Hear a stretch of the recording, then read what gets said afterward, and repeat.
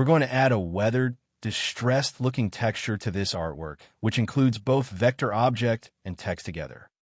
I'm thinking about applying a gradient color effect to this artwork before adding the texture. To do that, we need to convert all text into outlines. Simply by right-clicking on the text and choosing the Create Outlines is one option.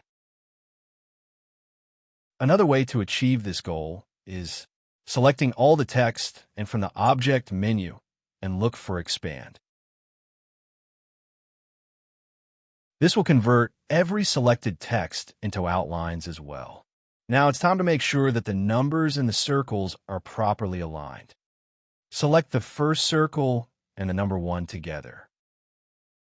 From Window, select Align and apply the vertical and horizontal alignment option. We got 3 more to go. Repeat the same process.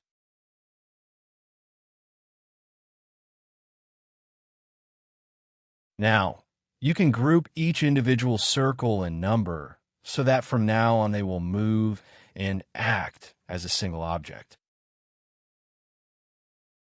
The last step is selecting all circles and align them so that they have equal gaps between them. From the Align menu, look for Distribute Objects and apply vertical alignment. That's it. We're done with this. At this stage, if I select all the elements of this artwork and try to apply a gradient fill color, all elements will be filled with this gradient color individually. That's not what we're looking for. We select all elements again, and from the Object menu, apply the Compound Path option. This will make all elements of the artwork act as a single object. Now, we apply the gradient color. Let's change the base color into something else. That looks good enough for now. Time to find a distressed, weathered, grunge background image to add as a texture on our artwork. Let's open Firefly AI. Click on Generate Image. This might take some time to upload. You can select a bunch of different AI models from drop-down list here. Keep in mind that some of them need credits to generate images. That's why I'll stick with the Firefly image for model. Keep the aspect ratio as landscape. Now, we're going to write down the prompt to generate the texture we need. And click Generate. Select your favorite. Download the image. Back to Illustrator. File. Place.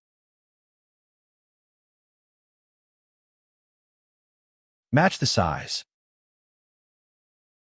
At this point, you can apply this texture as an overlay by changing its opacity and blending. If I zoom in a little bit, you can see the stain look better. Or you can apply this texture as a transparency layer on our artwork. Cut the distressed texture from the canvas. Select the artwork. From Window, select Transparency. Double-click on the second box on the right here. Paste the distressed texture.